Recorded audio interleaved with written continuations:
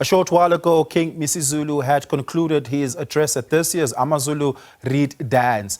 We're now joined by Professor Musa Xulu, who is a cultural analyst, to help us further unpack the significance of the AmaZulu Reed Dance. Prof, good evening. Thank you so much for your time. I really do appreciate it. Look, there are multiple ways to galvanize real social causes around the real Reed Dance, such as abstinence, safe sex behaviors, and other social values such as respect and community.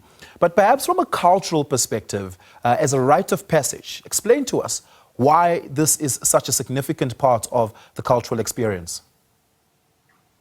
Well, thank you very much, and good evening. This cultural event was introduced in 1984 by the late Queen Mantombi from Eswatini.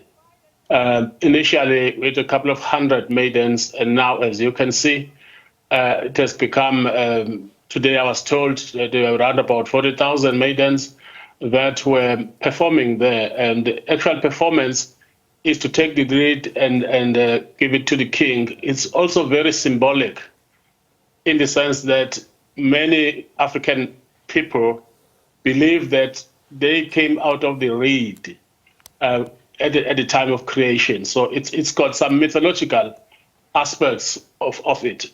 Culturally speaking, it fits into traditional dresses. It also fits into music.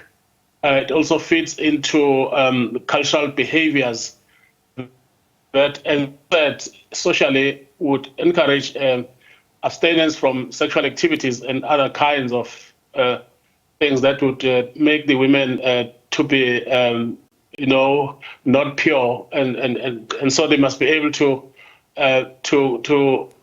purify themselves for marriage or for future roles in society. But it's a cultural event that is also very spectacular, and therefore has an impact on the cultural tourism aspects, as many people like to go there and just watch the spectacular event. And then, of course, it has also established cultural relations. We saw today there was the Queen from Bapedi, and there was also the King from Uganda. So it does promote cultural relations between the various nations in Africa. Yeah, perhaps sticking on the question around the impact it has in preparing these young women for later life. The ceremony today is the symbolism and the ritualistic exercise of the expression thereof. But there's a lead up to this. What happens in the lead up to this, where these young girls, the maidens, go through talks, classes, so to speak, with the elders in the community in preparation for this? Well, there are women that are known as onomehlo, the ones that they conduct a virginity testing. Virginity testing is a cultural exercise, not more of a scientific exercise. So they talk a lot to those young maidens. They are like shepherds. Even before and after this event, the young maidens will be under the eye of onomehlo, who then take them through the challenges of life as women. And of course, and some of them even encourage them to stick on to education. You must also be aware that in terms of, demographics, it's mostly rural women, young ladies who attend, and also some from the townships. However, I thought that at some stage they would judge it against something. For example, when it comes to evaluating, Statistics South Africa says that KZN is leading at the moment in terms of teenage pregnancies, leading all the provinces. And so maybe I thought in future, when they plan it very carefully, it must have an impact so that we can, for example, see a reduction in teenage pregnancies as a result of this event. At the moment, it's more of talking and guiding them through life. What also is slightly missing as a result of maybe there's a perception that there's too much focus on the young ladies. And the young men sometimes feel left out of this whole exercise, as government is spending more resources on this event and lesser resources on the young men.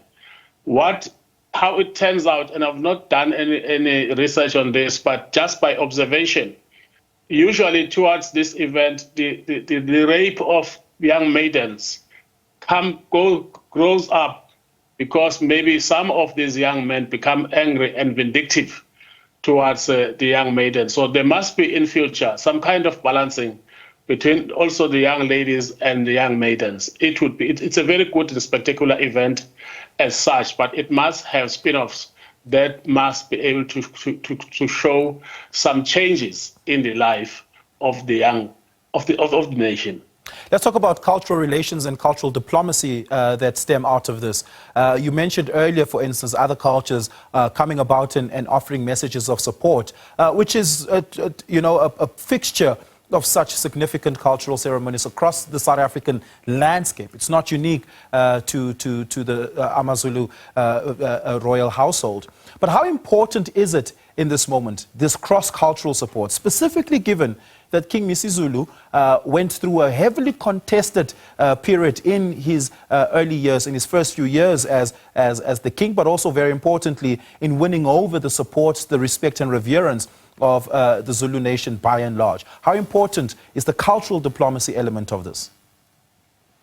Well, King Musa Xulu is now king on the throne. You must remember historically that when Shaka came to power, a lot of Zulu people ran away.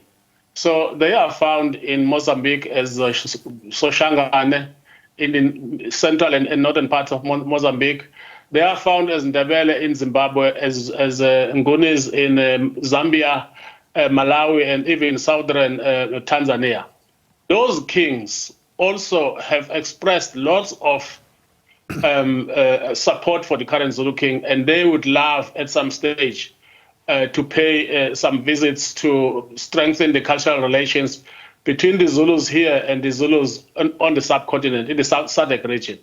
So it is growing. I think the mere fact that we're beginning to get others from as far as Uganda shows that the king is becoming strengthened on the throne. It must also be remembered, though, that today there was also other events in the Eastern Cape, similar events for maidens, and they were attended by many other kingdoms from across South Africa. So it's not only unique to here, but maybe the size of this one is just very big because of the sheer numbers of Zulus.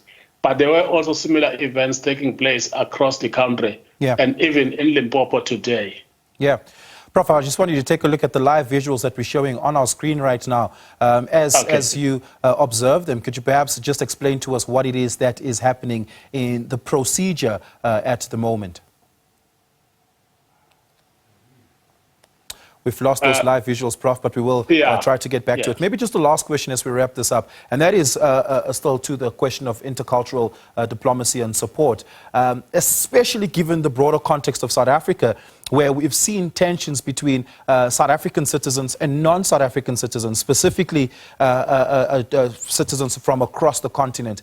When we see cultural exchanges between the Ngunis of South Africa and the Ngonis of East Africa, can that play a role in continental social cohesion? And are we making full use of such ceremonies like today in cultivating that? Yeah, no, eventually it will be of much help. That is called xenophobia. It started to show its face in 2008 and then also in 2014. And then recently, from time to time, there are quarrels, usually and mainly between fellow South Africans and Nigerians, but also and other Africans. It's a lack of understanding of how related we are. And the sooner that kind of education sinks to our people, that actually even ourselves, me and you, our forebears came from Central Africa and even Northeast Africa and came down here. So we're not just far away from those. And most of those people in Nigeria, Ghana, and the West African countries, they also came from the same source where we came from. It's just that they chose to move west, we chose to move south. So we could be, as education, and knowledge about it sinks, we are the same people. Yeah, Prof. Xulu, thank you so much for your time. I really do appreciate it. Prof. Musa Xulu, who is a cultural analyst, bringing us some of those insights.